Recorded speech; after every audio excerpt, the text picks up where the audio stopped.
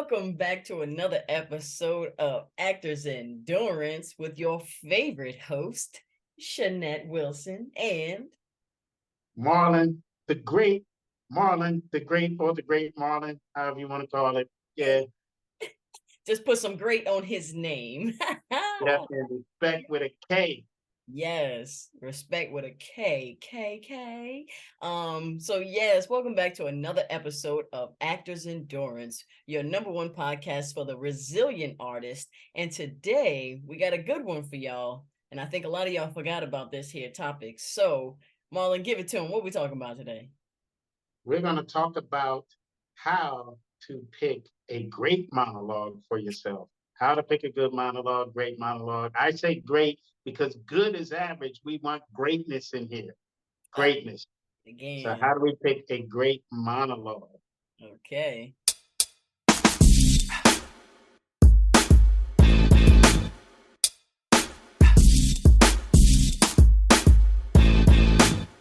You're listening to Actors Endurance, a podcast that inspires actors to never give up on their passion and find ways to continue to grow within the entertainment industry. My name is Shanette Wilson, and I'm an actress, and my co-host is Marlon Hargrave, and he is a teaching artist. And together, we are Actors Endurance.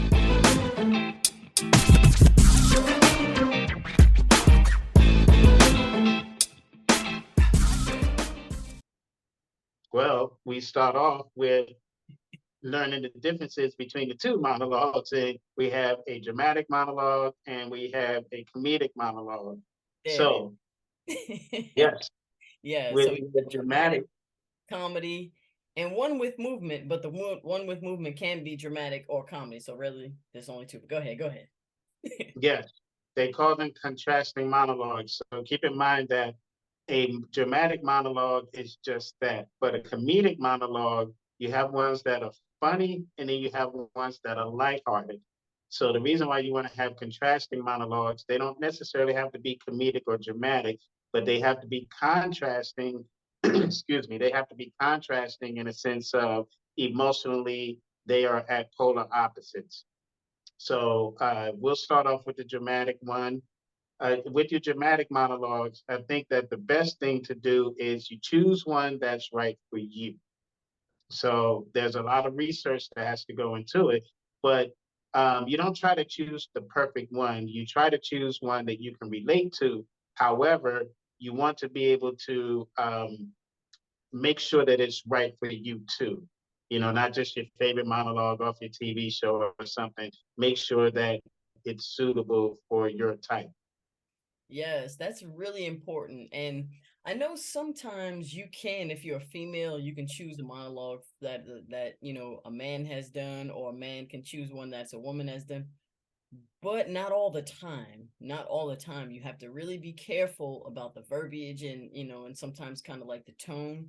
It can work, definitely can work, right? But just not all the time. So be very, very particular and cautious when you are choosing the monologue. But outside of that, yeah, you want to be able to choose something that is right for you, that seems natural, that fits your brand. If you have a schoolgirl look and you're looking and you're doing a killer monologue, it's gonna be tough for you to really like pull that off. So you'll have to do that within your wheelhouse. So just definitely make sure you're doing something that is within your brand. And if you don't know your brand, then you need to watch more of our episodes because we give you That's all the right. information. I mean, we're giving it all to you. We're giving you everything you need. So just make sure that you watch more of our podcasts and know your brand. But definitely, you want to choose something that is believable. That is believable to you. That's why you want to, and sometimes you don't know just by reading it the first time. So you want to rehearse it. So pull a monologue, read it, rehearse it, put yourself on tape and perform it, and then see if it's believable to you. Is it something that fits you, that suits you? If it is, then that's something you definitely want to work on. And if not, put it on tape and send it to one of your friends, have them check it out, and let them give you the real. And yeah, it's really important to have two contrasting, because also whenever you go into the room to do your monologue, you want to read the room, and if they're just asking you to perform a piece, if the room is up, you don't want to bring the room down with your sad drama, you know. And if the room is pretty neutral, you know, and you know they're known for doing more dramas, you don't want to do a comedic that's outside of the range and the realm of the production or the casting office that you're going into. So you kind of want to, you know, kind of want to do your due diligence on that. um Yes, yes. Be able to read the room, be able to kind of know you should have more than two monologues anyway. Two monologues, that is your base. You should really have around five or six. mhm. And we can get that into a little bit later, or we can get into that a little bit later. But I think you should have more just in case, just what Shanette just said, you may need a different kind of monologue for a different kind of situation. Also, you want to pick a monologue that's in the moment, meaning that you are talking to someone in the moment, but you don't want to have a monologue with responses. So that can really kill you with responses, meaning that like there's an imaginary person answering you back. That's it's not really good. It's not recommended at all.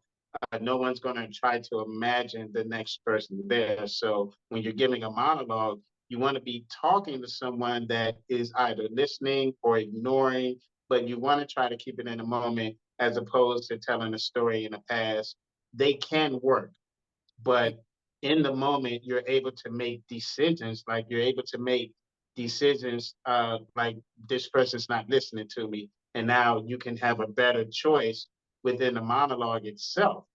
So you really want to be aware of that. You want to give yourself the strongest chance to actually win the job. So you want to be able to show them the biggest range of emotions that you have within a very short amount of time. Yes, all great points, all great points, and I don't have anything else to say about that. Yeah, Oh, I do. I had a all, couple more. Read uh, the script, read the entire script. mm-hmm, Either that or learn or know what's going on. Like in television, if it's a television series, then if you have a monologue out of that series, then know what the series is, know what genre it sits in, and know how you need to deliver it. And if you're doing a play, you need to read the entire script and additionally probably get to know the writer as well. The writer has a huge influence on how the play is going to play itself out. You mm-hmm. know, so really be aware of that right there because that can help you get the job, or you could be sitting at home twiddling your thumbs. So pick one that's going to be great for you. Yeah, for sure, for sure. And you know, another great way to stand out from the crowd too is I believe you say this all the time, Marlon. You say it all the time. Choose monologues from different genres. So if you love horror, right? You should have a horror monologue. If you like comedy, of course you should always have a comedy in a drama, a comedic and a dramatic, of course. But why not horror? Why not sci-fi? Why not a Rom-com. yeah, rom-com? Yeah. Yes, Why not have a rom-com monologue? So, and you guys can choose these. You know, there are plenty of resources out there to get these monologues, but you should have a few of them in your wheelhouse, and you never know when you'll be asked to perform one. It could be last minute on the spot, you know, some random place. So you always want to stay ready, so you ain't got to get ready. Yes. true. Mm-hmm. Yeah. So 100. different genres. Yeah. And really you should choose the genres that you want to be in, you know? Choose a Yeah. monologue genre that you want to be in so that you're always, you know, staying in line on your path to where you want to be. You know? Yes. So you have to know your type a little bit to do that. Yes. So once you get to know what your type is, then you can start to choose the monologues within your genre. And genre based is pretty cool as far as I'm concerned because it puts you closer. Like again, these people don't want to really try to imagine you in the role; they want to see you in the role. So if you go into a rom com audition and then all of a sudden you're doing this deep dramatic piece and it's crying, just like Shanette said earlier, it's like The room is like, you're a good actor. You just don't know what the hell is going on right now. Exactly. So it doesn't matter what your skill level is if your awareness of the situation is off. Like being a pro athletes have to understand the situation. Their talent is just not enough. You have to know if it's, if you need to take a knee or if you need to score a touchdown, let's say. So um, you have to know these things for yourself and give yourself a better chance. I mean, it is millions and millions of actors out there. Millions. You're competing against 100,000 actors a day, easy on any given role. Hmm. So, what is going to make you stand out? What's going to make you the one over 999,000? Exactly, exactly. You know, a lot of it is bringing yourself to the role, but before you can even bring yourself to the role, you have to know all these other things. So, Yeah. don't put the cart before the horse, yo. Don't put the cart before the horse. Yeah, definitely. Like we said, choosing the right monologue, choosing one that is for you, and like you said, picking something in the moment. You know, there's so much material out there, especially nowadays with all these different platforms. There's so much material. Um, and then did you touch on choosing one with an arc? Because really, No. it has to have an arc. And what an arc is, it gets you from one place to the next. And in order to get there, you gotta have your high and then your low. So you have to get there Yeah. somehow. So we should start one place, go somewhere else, and end another place. Yep. Just to They give it. used to call it. They used to call it a well-made play, and they would call it a bell. And so you would start low, and then all of the drama and all of that increases. It hits the top, and then there's a resolution, and then an ending. So you have this arc, and that's what you want. A true arc has a beginning, a middle, and an ending, and that way there's not an open thought. Like we get to see the entire wholeness of a character within a short amount of time. Yeah, So we ought to be able to know what kind of character that character is without having to read the entire play. You should be able to let us know this guy's a jerk, this guy's hurting, or this guy's in love, or whatever the case may be. yeah. So you definitely want to have one with an arc. And when you're moving into your comedic monologues, basically you want to find one that fits you. People's comedic timing is different for everyone, and you have to know what your specific comedic timing is for the lines or the situation that you're trying to do. Now, I could do something goofy, but Martin Lawrence would probably kill me on that. So I may not be able to do something like Martin. I would have to figure out what works for Marlon, the Hmm. great. You got to figure that out. So do something that fits you. It's something that you're comfortable with. That's just ideal. You got anything on comedic monologues? I would say y'all watching Living Color. If you have ever seen in Living Color, I've never seen such an amazing platform with all different people. Everybody was funny. Everybody was great. And everybody were themselves. With all the Wayans brothers, they all grew up together, right? Even Kim. So everybody, even the Wayans family, I'll say, all the Wayans family, they're all funny, but they're all a different kind of funny. Damon is different from Marlon, and Marlon is different from Kim, and Kim is different from Kanan.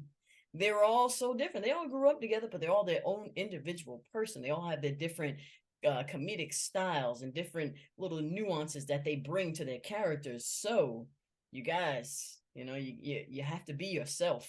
You have to be your authentic, true self, and you are enough. Just remember that. So that's what I would say. I would say, watching Living Color and see how everyone just kind of changes it up. And then they brought Jim Carrey on the show. He was a great addition, and he was completely different. You seen Fire Marshal Bill? Come on now. Let's hear something. Let's hear something about auditions. Exactly. Uh, Yeah. Um, yes. Also, pick something that's age appropriate. It's wild. dropping gems. Um, yeah, people will pick something that's out their range, and just because it's a great monologue, be it comedic or dramatic, it does not mean that it's for you. True. Imagine me doing a Morgan Freeman monologue. It's like, you know, yeah, our age ranges are it's a bit too much.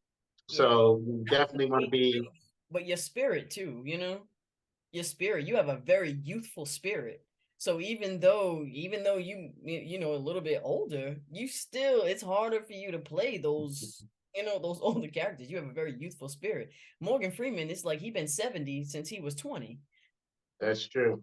So he has an older spirit, an older soul, older demeanor about him. So it's a little different. So it's something to pay attention to, you know? That's something to be mindful of. But Yes. Oh, oh, oh my God.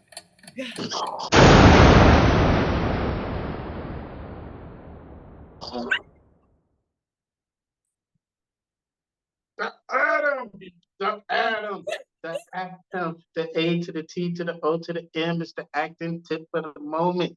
And I'm in there. All right. okay. Yes, our acting tip of the moment. Our acting tip of the moment is when you're picking a monologue, it could be a great monologue from a great scene, but I don't necessarily recommend it if it's an A-list actor, because oftentimes you get compared to that A-list actor, or you end up making the same choices as they did because it was a great monologue. One that comes up with me, can you handle the truth monologue? I've seen people do the Jack Nicholson when he's on the stand, and the way that he did it, it's so iconic that it's hard to see anybody else really doing that. And you can try it, but you're going to be compared to one of the greatest actors to breathe. So I would recommend, if it's somebody that's really popular, kind of stay away from it. Maybe look for the day players that, go to like one of the cop shows or something where you're playing a monologue of somebody whose husband got killed or something, and not necessarily the major star of the show. So just be mindful that or be mindful that something that's very popular, even in a play, Walter Lee, those kind of people, it's like you can pick a Walter Lee monologue if you want, but you're going up against Sydney and everybody else who did it. So just be aware of that. Yes, and so yeah, you just for real blew it up on that one. Also just to chime in on his point, the casting directors, they've already seen these a million times because people do it all the time. Rose from Fences. Everyone's seen that monologue. Just to hear it again. Please be creative, y'all. Please be creative. Yeah, so great tip, Marlon. Great tip after you done blew us all up over here. Whew. Now, mm, before we get up out of here, because y'all, we're here for a good time, not a long time. So, we're giving you all the gems. Make sure you always continue to check out actorsendurance.com. It's time for the quote of the day before we get up out of here. So, this quote doesn't necessarily come from an actor, but guess what? Still a good quote. It's still a good quote. So, this one right here comes from Katherine Johnson. Hey, Katherine Johnson. I don't know who she is, but anyway, she says, like what you do, and then you will do your best. So if you like or love, like we do, love this business, this career, we love the performance, the studying and all the work that goes into it. If you love what you do, you'll do your best. So, y'all, before we get up out of here, too, here are some resources that you can find some good monologues. So, it's some websites. If you need a good monologue, you can go to backstage.com, you can go to stocksides.com, dailyactor.com, or monologueblogger.com. So, you have Backstage, Stock Sides, Daily Actor, and Monologue Blogger if you guys need some monologues. All You right. can also Google free monologues, or you could go to something that has a monologue base. So there are others that are out there. Just in case you're not finding what you're looking for, there are tons. Just look up free monologues, and you may have to search a little bit, but go with things that just don't stop if you kind of get stumped, because searching for monologues, it can be a task. Yes, It daunting. really can. You're gonna have to do a lot of reading. So Just take the time out to find something that's right for you, and make sure that when you do it, that you know your type. The best way to know your type is to ask people that you don't know, hey, what do I look like to you? What do I come off as? How do you perceive me?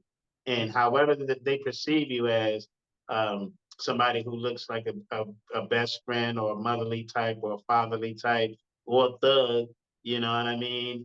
You take that and you kind of apply that, because those are the roles that you'll more than likely get first, how you appear.